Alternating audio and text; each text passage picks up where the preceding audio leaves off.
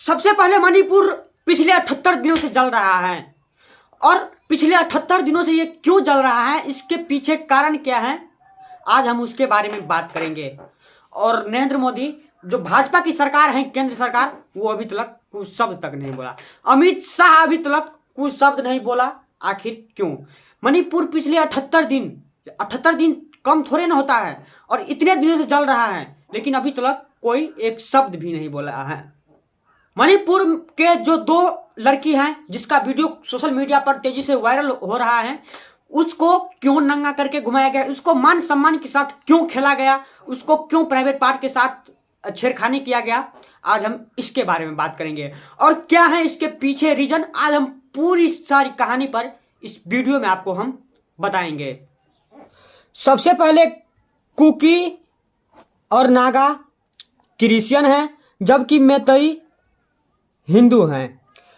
Cookie और नागा घाटी में रहते हैं, जबकि मैतेई 4 पहाड़ी में रहता है। मामला को बड़ी गौर से समझिएगा।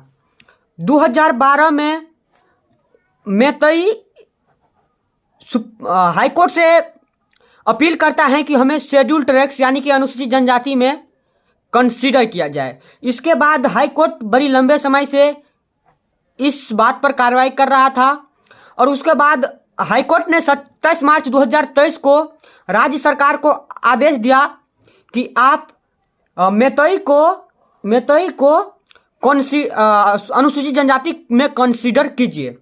जब ये खबर कुकी और नागा को पता चलता है तो वो लोग भड़क उठते हैं पूरी अच्छे तरीके से।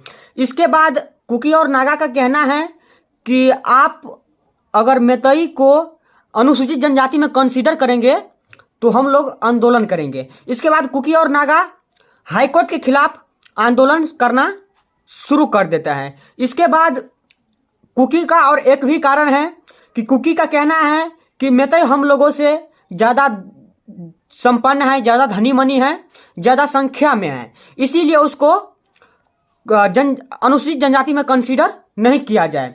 और मणिपुर का एक और भी नियम है कि कुकी और नागा मैतेई का जमीन खरीद सकता है, लेकिन मैतेई कुकी और नागा का जमीन नहीं खरीद सकता है। और अगर मैतेई का अनुसूचित जनजाति में कंसीडर कर दिया जाएगा, बदल दिया जाएगा, तो मैतेई भी कुकी और नागा का जमीन खरीदने लगेगा, जिससे कुकी और नागा को ज़्यादा हानि होगा, ज़्यादा घाटा होगा और मैतेई को ज़्यादा फायदा होगा। जबकि मैतेई में ज़्यादा सरकारी भी नौकरी है, इसीलिए। इसके बाद मणिपुर के सीएम 21 अप्रैल को एक कार्यक्रम में आता है। कार्यक्रम होता है जिम का कार्यक्रम होता है और जिम का उद्घाटन करने के लिए मणिपुर का सीएम आते हैं। उसके बाद कुकी और नागा क्या करते हैं, सीएम को आने से पहले इस जिम में आग लगा दिया जाता है। आग लगाने के बाद 8 जिलों में सीएम कर्फ्यू लागू कर देता है और कर्फ्यू पूरे तरीके से जाम कर देता है 8 जिलों को। इसके बाद कुकी और नागा ऑल ट्रैक्स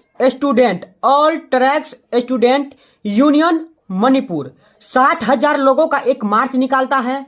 और जब 60,000 लोगों का जब मार्च निकालता है, अब सोचिए कि 60,000 लोग अगर एक जगह जमा हो जाए तो कितना स्थिति और कितना भयावह स्थिति हो जाएगा। 60,000 जब लोग जमा होता है तो उन लोगों में ये भ्रम फैल जाता है, भ्रामक खबर फैल जाता है कि मैतेई ने उनके घर में आग लगा दिया। अब आग लगते ही उन 60,000 लोग भड़क जाते हैं एकाएक। और भड़कने के बाद सोचिए कुकी और नागा क्या करता है, सीधा मैतेई के घरों पे अटैक करता है, जलाना स्टार्ट कर देता है मैतेई का घर। और जो जहां दिखता है वही मारा काटी स्टार्ट कर देता है। जहां मैतेई देखता है वहां कुकी मारने लगता है, जहां कुकी को देखता है वहां मैतेई मारने लगता है। और ये लगभग 78 दिनों से कार्यक्रम चल रहा था। इसके अब 3 मई को क्या होता है, 3 मई को ये जो मैतेई हैं, जो हिंदू बहुमूल्य हैं, जो संख्या में ज़्यादा हैं, वो 3 मई को 800 से लेकर 1000 लोग हथियार लेकर और कुकी और नागा के घरों पर अटैक करता है। अटैक करने के बाद, अटैक जब करता है तो सब लोग भागते हैं।